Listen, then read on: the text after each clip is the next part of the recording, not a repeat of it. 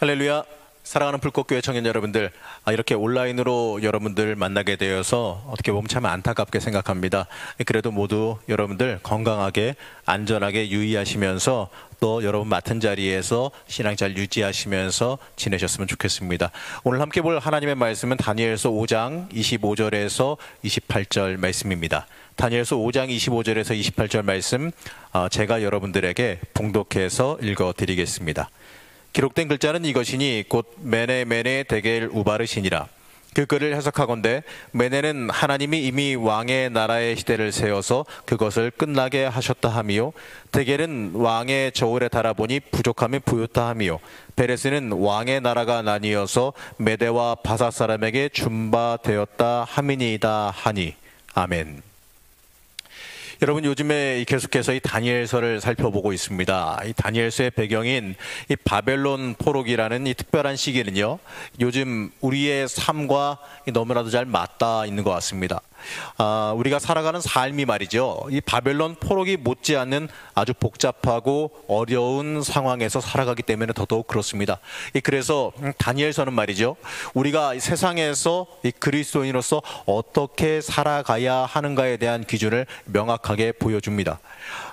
언제인가 이 길을 가다가 말이죠, 갑자기 쇼윈도에 보이는 크림빵이 너무 맛있게 보이는 적이 있었습니다. 그래서 하나 샀어요.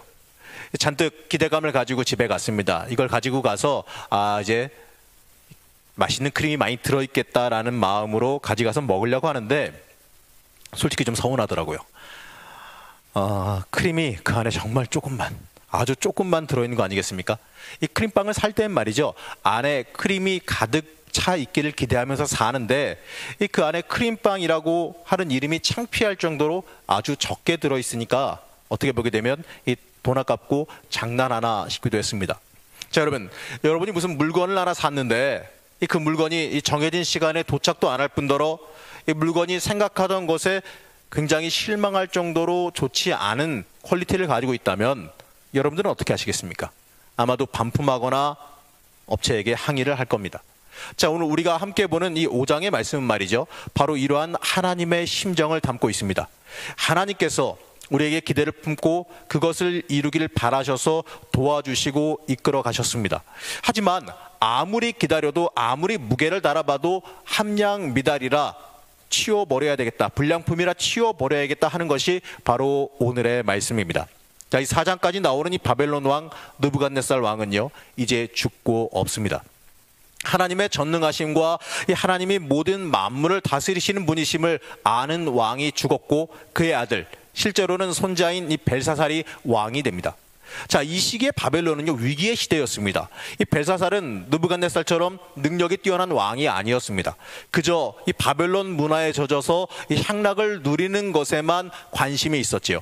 이 선대왕이 어떻게 해서 어떻게 전쟁을 내서 국가를 유지했는지에 대한 것에 전혀 관심이 없었습니다. 그는 이 느부갓네살의 영적인 회심, 또 그것을 공포한 조소인 이 4장의 말씀에 대해서 지식적으로는 알지는 모르겠지만 그걸 통해서 아무것도 인생의 교훈을 얻지 못했다라는 거죠. 그저 혈통 잘 타고 나서 왕권을 물려받았다라는 겁니다. 그 결과 어떻게 됐느냐? 다른 국가들이 강대해지는 것을 전혀 견제하지도 못했고 준비도 못했습니다. 이처럼 영적으로 무감각한 사람, 누가 모든 것을 주관하시는지에서 무감각한 사람은요, 하나님이 주신 복도, 하나님이 주신 고난도 스스로 무너뜨리게 된다는 것을 함께 봐야 합니다. 느부갓네살 왕의 아들로 그 뒤를 이은 벨사살은 귀족 1,000명을 위해서 큰 잔치를 베풀고 그 앞에서 술을 마시고 있었습니다.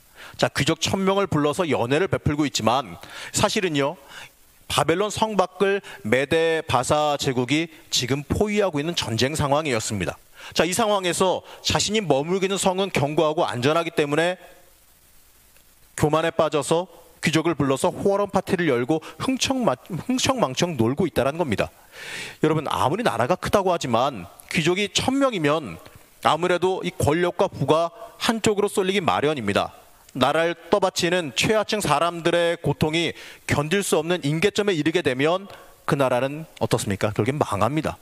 한 나라의 정치적인 안정은요, 부자가 얼마나 큰 부를 누리느냐에 달려있는 것이 아니라 가난한 사람들이 얼마나 행복한지, 그들이 누리는 삶의 질이 어떤지에 달려 있습니다. 예수 그리스도께서는 대접받고 섬김을 받고 싶어하던 제자들에게 이렇게 말씀하십니다. 마태복음 20장 26절에서 28절 말씀입니다. 너희 중엔 그러지 않아야 하나니 너희 중에 누구든지 크고자 하는 자는 너희를 섬기는 자가 되고 너희 중에 누구든지 으뜸이 되고자 하는 자는 너희의 종이 되어야 하리라. 인자가 온 것은 섬김을 받으려 함이 아니라 도리어 섬기려 하고 자기 목숨을 많은 사람의 대속물로 주려 함이니라. 아멘. 여러분, 이게 하나님 나라의 정치학입니다. 하나님 나라의 정치학은요, 권력 분산, 권력 비움, 권력 포기입니다. 자, 인류를 구원하신 예수님의 대속적 죽음은요, 가장 높으신 하나님의 아들이 가장 낮은 종의 신분으로 자발적으로 강등된 사건입니다. 이러한 예수님의 권력 포기와 자기 낮춤을 통해서 생명과 구원이 임한 겁니다. 바로 자기 낮춤이죠. 그런데 이 바벨론 제국은 말이죠, 하나님의 나라와 어떻게 보면 정반대에 있습니다. 술이 거나하게 취하자 이 벨사살은 선대왕 느부갓네살이 예루살렘 성전에서 탈취해온 금그릇과 은그릇을 사용해서 술을 마시자면서 그것들을 가져오라고 명령합니다. 자, 벨사살은 하나님의 성전에서 약탈한 금은기명이 얼마나 신성한 것인지에 대해서 아무런 생각 없이 위험한 결단을 하죠. 만일 야훼 하나님이 바벨론이 정복한 나라들의 신처럼 참신이 아니라면 아무 문제가 없습니다. 그러나 하나님은요, 이방 군주의 유흥을 돋우는 데 동원될 분이 아닙니다. 하나님은 이스라엘에 얽매이는 분도 아닙니다. 하나님은 지극히 거룩하신 하나님이시지요. 하나님은 역사의 주인이시며 만물의 창조자이십니다. 그런데 이 벨사살은요, 이 바벨론 제국이 최강이라는 그 망상에 사로잡혀서 하나님의 성소에서 탈취해온 이 금은 그릇에 술을 담아 마셨습니다. 그 뒤에 그들은 자신의 신을 찬양하지요. 다산, 풍요, 무력을 상징하는 신들입니다. 자, 선대왕은 하나님을 경험하고 하나님을 섬겼습니다. 이 모든 것의 주인이 하나님이심을 고백했습니다. 그러나 그의 자손의 모습은 얼마나 다릅니까? 하나님이 비운 자리를 악한 것들이요, 굉장히 쉽게 가로챕니다. 하나님의 자리를 비워둔 자들은요, 우상 숭배할 가능성이, 우상 숭배로 빠져들 가능성이 활짝 열려 있는 겁니다. 그렇기 때문에 우리는 오직 성령의 충만해서 이 악한 때를 대비하고 영적으로 항상 깨어 있을 수 있어야 합니다. 자, 이런 영이 최고조에 달했을 때 이 잔치 분위기를 순식간에 깨는 침입자가 나타나죠. 갑자기 사람의 손이 나타나서 왕궁 촛대 맞은편에 석회벽에 글자를 쓰기 시작합니다. 순식간에 뭔가 휘갈기는 듯한 그 손을 보자 연애를 즐기던 왕의 얼굴빛이 갑자기 변하죠. 자, 순식간에 벨사살 왕을 공포로 몰아넣습니다. 이 벨사살은 이 두려운 생각에 충격을 받은 나머지 성경 말씀대로라면 그의 넓적다리 마디가 녹는 듯하고 그의 무릎이 서로 부딪힐 정도가 되었다, 다리가 후덜덜 떨렸다는 얘기예요. 이 갈대아 술사와 이 점쟁이들을 불러서 큰 상을 걸고 저 문자를 해석하라라고 시키지만 어떻습니까? 해석하는 사람이, 읽을 수 있는 사람이 아무도 없어요. 이 모습은요, 자기 스스로 화를 자초하는 모습의 한 모습입니다. 자, 우리의 인생도요, 혹여나 나를 이처럼 파멸로 이끌어가고 있지는 않은지 한번 살펴봐야 합니다. 자, 이러한 상황에서요, 왕비가 이 두려움에 사로잡힌 왕을 진정시키고 잊혀진 인물인 다니엘을 소개합니다. 거룩한 신들의 영이 그 안에서 활동하는 사람이 있으니 왕의 붙인 때에 있던 자로 명철과 총명과 지혜가 신들의 지혜와 같은 자, 바로 이렇게 불리우는 다니엘을 소개합니다. 자, 다니엘은 그 글자를 해석하기 전에 벨사살에게 역사 교육을 먼저 하는데요. 자, 18절에서 21절 말씀은 느부갓네살의 왕위 상실과 회복의 이야기, 곧 다니엘서 4장의 이야기를 요약해서 들려주죠. 벨사살 왕이 알아야 할 이 느부갓네살의 왕위 상실과 회복 과정을 들려줍니다. 자, 벨사살이 알아야 했던 것은요, 하나님께서 느부갓네살에게 큰 권세를 주셔서 온 백성과 나라들과 언어가 다른 모든 사람들이 그 앞에 떨며 두려워했다라는 거죠. 이어서 이 다니엘은 왕을 책망합니다. 5장 22절에서 23절을 각색해서 제가 읽어드리면 이렇습니다. 왜 이런 사정을 알고도 느부갓네살 그 선대왕의 아들이 되어 아직도 마음을 낮추지 않고 도리어 자신을 하늘의 주제보다 높입니까? 도대체 어떠한 마음으로 거룩하신 야훼 하나님의 성전 금은 그릇에다 술을 마시고 금, 은, 구리, 새와 나무, 돌로 만든 신상들을 찬양하고 도리어 왕의 호흡을 주장하시고 왕의 모든 길을 작정하시는 하나님께는 영광을 돌리지 않습니까? 지금 왕의 길은 멸망으로 가는 폐역의 길입니다. 자, 이렇습니다. 이 거룩한 성전 성물을 우상 숭배하는 연회에 사용한 것도 큰 죄지만 금과 은, 구리, 쇠, 이 나무로 만든 신상을 찬양한 죄는요 더 크다는 것을 일깨워 알려주죠. 이 벨사살과 바벨론 사람들의 우상 숭배는 이 자신들의 세계 지배욕과 이 정복 욕망을 어떻게 보면 신격화한 겁니다. 자, 창조주이시며 역사의 주재자이신 하나님의 세계 통치 과정에서 어떻게 보게 되면 우연히 사용된 이 바벨론 제국의 왕이 이 자기를 높여서 하나님을 대적한 거죠. 자, 이때 한 손가락에 나타나 심판의 메시지를 전했습니다. 이 왕의 오만과 악행을 심판하기 위한 하나님의 신탁이죠. 자, 25절은 이제 실제로 나타난 글을 소개합니다. 메네 데겔 우바르신. 자, 여기서 이 메네는요 세대 또는 연대를 계산했다라는 뜻입니다. 즉 하나님은요 이 벨사살이 다스리는 이 바벨론 제국에 존속할 수 있는 연대를 세워서 이제 끝나게 하셨다는 겁니다. 하나님은 한 국가나 단체 그것의 존속 연대를 결정하십니다. 그러면서 이 하나님께서 한 나라의 존속 여부를 결정하시는 그 기준이 뭐냐? 자, 5장 전체의 맥을 살펴보게 되면 하나님의 역사 주재권을 부인하고 스스로 높여 거역하는 왕국은 어떻습니까? 반드시 망한다라는 거죠. 자, 그러나 하나님 나라의 통치 원리에 비슷하게 닮은 나라는 오래 유지되게 됩니다. 자, 하나님 나라에 접근하는 나라는 하나님 두려워하며 하나님 안에 거하는 겸손한 나라입니다. 자, 군사력과 경제력을 절대화해서 다른 나라를 약탈하는 정복욕이나 이 국가의 구성원 중에 가장 연약한 자들을 착취하고 압제하며 가난한 자들을 돌보지 않는 통치는요 반드시 멸망하게 되어 있습니다. 그렇기 때문에 이 정복욕, 이 압제적 통치를 이어받은 벨사살은요 어떻게 보게 되면 반드시 허무하게 끝날 수밖에 없다는 거죠. 하나님은 한 나라의 존속 연대를 결정하시기 위해서 그 나라가 가지고 있는 정의와 자비 그리고 진리와 공평을 실천하는 양과 질을 측정하십니다. 맨의 다음에 반복된 단어인 데겔은요 무게가 측량되었다라는 뜻입니다. 벨사살 왕을 저울에 달아보니 어떻습니까? 부족했다라는 거죠. 자, 그럼 뭐가 부족하느냐? 4장 27절 말씀에 비춰보면 그 답을 잘 알 수가 있습니다. 자, 말씀을 보게 되면 이렇습니다. 공의를 행하셔서 왕의 죄를 속하시고 가난한 백성에게 자비를 베푸셔서 죄를 속하시기 바랍니다. 그렇게 하시면 왕의 영화가 지속될 수 있을지도 모릅니다.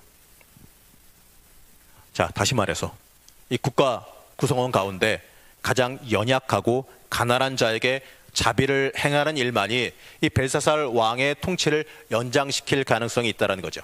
자, 그런데 이 벨사살의 통치를 저울에 달아보니까 어떻습니까? 그 나라를 유지시켜야 되는 이유인 하나님의 공평과 정의가 턱없이 부족하고 모자랐다는 겁니다. 바로 하나님의 나라로서 부족하다는 거죠. 자, 우리가 이 신앙인으로서 이 세상을 살아가면서 하나님 중심으로 살며 하나님을 범사에 인정하며 살아가야 합니다. 자, 실천하는 신앙으로 하나님의 공평과 정의가 내 인생을 지배하게 만들어야 합니다. 자, 그러면서 내 삶의 자리를 하나님의 나라로 변화시키는 사명을 우리가 충실하게 수행하며 살아가야 합니다. 자, 우리의 인생은요 얼마나 하나님 보시기에 하나님의 원리에 충실하며 살아갑니까? 자, 우리의 인생을 보면서 함양 미달의 인생아, 너는 더 이상 이 땅에 있을 필요가 없다. 넌 유지되어질 필요가 없다. 너는 이제 끝이다. 이러한 선포를 우리에게 하시면 여러분들은 어떻게 하시겠습니까? 자, 예수님이 이렇게 말씀하십니다. 요한복음 14장 6절 말씀입니다. 예수께서 이르시되 내가 곧 길이요 진리요 생명이니 나로 말미암지 않고는 아버지께로 올 자가 없느니라. 자, 이 말씀은요 기독교인들이 우월하다는 증거가 아니라 이 그리스도인들 스스로가 마음에 새겨야 하는 말입니다. 나는 얼마나 예수님 따라 살아갑니까? 나는 얼마나 예수님의 길을 따라 살아갑니까? 내 인생이 복된 길이 되길 원하십니까? 그러면 내 삶이 하나님의 나라를 하나님의 길을 따라가야 합니다. 내 인생이 복되길 원하십니까? 그러면 당연히 하나님 나라의 법칙을 따라 살아가야 됩니다. 하나님께서 말씀하고 계시는 메네 데겔 우바르시는 하나님께서 우리에게 알려주시는 진리입니다. 하나님께서 한 나라나 왕의 통치의 연대를 정하실 때 가난한 자들에 대한 사랑과 돌봄, 권력자와 엘리트들의 탈법과 불법을 막는 사법적인 견제력, 그리고 억울하게 희생당하는 사회 구성원들을 위한 사회적 에너지의 양을 측정하셔서 각 나라의 이 존속 연대를 측정하신다는 것은요, 어떻게 보게 되면 우리가 정말로 두려운 일입니다. 성경에만 발견되는 이 하나님의 나라의 정치학, 하나님 나라의 경제학을 우리는 잊지 말아야 됩니다. 벽에 나타난 그 마지막 글자 우바르시는요, 바벨론 제국의 종말을 암시하는 말입니다. 자, 우바르시는요, 우와 바르신의 합성어입니다. 자, 우는 그리고를 의미하는 접속사이고, 바르신은 아람어 동사 파라스에서 온 겁니다. 히브리어 동의어인 베레스는 나누어지다, 찢어지다를 가리키죠. 자, 이 벨사살 왕의 나라가 공평한 정의와 무게가 적어서 이 메대와 바사 사람에게 찢겨져서 지배된다는 뜻입니다. 실제로요, 그 연회가 있었던 바로 그날 밤에 이 갈대아 왕 벨사살은 살해당하고 메대 사람 다리오가 바벨론을 장악하게 됩니다. 하나님 보시기에 악한 사람은요, 바로 하나님이 모든 것을 주재하시고 모든 것을 다 다스리신다라는 것을 잊어버리는 사람입니다. 바로 그러한 사람은요, 하나님의 기준에 함량미다라는 사람이 되어집니다. 그렇기 때문에 그 인생은요, 허무하게 끝나요. 하나님께서 그 인생을 흩어버리십니다. 함량미달의 인생아, 이렇게 내가 혹시 하나님께 불리고 있지는 않은지 우리는 우리 스스로 한번 돌아봐야 합니다. 중요한 건요, 하나님에 대한 최소한의 경외심마저 없던 이 벨사살과 같은 사람이요, 세계 도처에 우리 주변에 널려 있다는 겁니다. 자, 이 사람들은 자신을 높이는 데서 한 걸음 더 나가서 내가 이룬 그 성취에 도취되고 이 자신의 성취가 가져다준 권력을 극단적으로 사용합니다. 이 멸망의 날이 코앞에 다가와도 그들은 알지 못해요. 우리가 살아가는 이 시대는요, 어떻게 보게 되면 자아숭배 세상이라고 말할 수 있습니다. 자기를 숭배하고 자신의 매력을 극대화하고 상품화해서 이익을 얻으려고 하는 시대지요. 심지어 교만은요, 악이 아니라 이 덕목처럼 칭송받기도 합니다. 세계는 온통 이 승리자들이 자기 자랑 이야기로 가득 차 있어요. 자, 이들은요, 오늘 말씀에 나온 이 벨사살 같은 인간입니다. 이 벨사살처럼 자신의 권력과 부귀 영화에 취해서 하나님의 저울을 무시하는 사람이 바로 무신론자입니다. 교회 밖에 있는 사람이 무신론자가 아니라 교회 안에 있을지라도 하나님의 기준에 들지 않고 하나님의 잣대로 살아가지 않는 자가 바로 무신론자라는 거예요. 그들은 하나님이 얼마나 위대하시고 전능하신 분인지를 알지 못합니다. 하나님의 역사 주재권을 인정하지 않고 하나님께 영광 돌리지 않는 사람은요, 결국에는 자기 파멸의 길을 걸어가게 됩니다. 이러한 길을 걷는 사람들은요, 결국에 석회벽에 나타난 하나님의 손가락을 보게 된다는 거죠. 우리는 하나님의 공평과 정의, 하나님의 공평과 정의가 지배하는 사람으로 거듭나야 됩니다.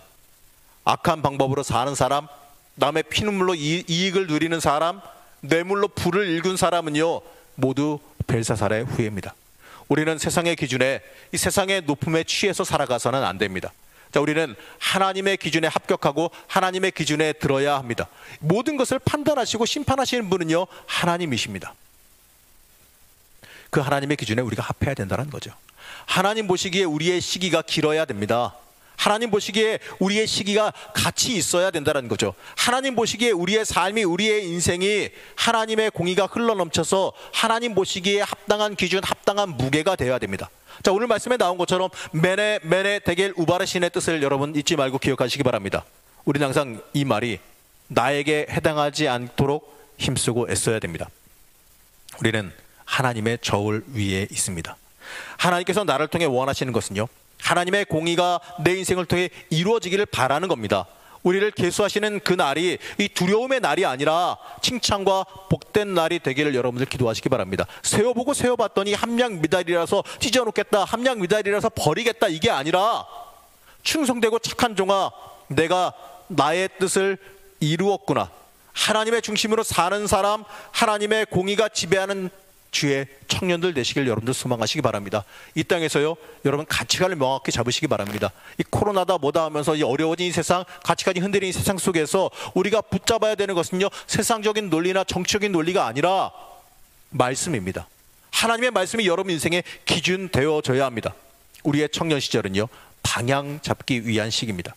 내가 평생에 어떤 길로 갈 것인지를 명확하게 자리 잡는 시기입니다. 이 시기, 우리는 이 순간에 세상적인 성공에, 세상적인 높아짐에 연연하지 말고 내 인생의 온전한 목적과 방향을 바르게 잡아갈 줄을 알아야 됩니다. 그게 우리의 인생의 기도 제목이어야 합니다. 하나님의 기준이 여러분의 인생 방향이 되시기를 이 시간 간절히 축복합니다. 그 인생이 복된 인생입니다. 복된 인생 살아가시는 여러분들 되시기를 이 시간 간절히 축복하며 기도합니다.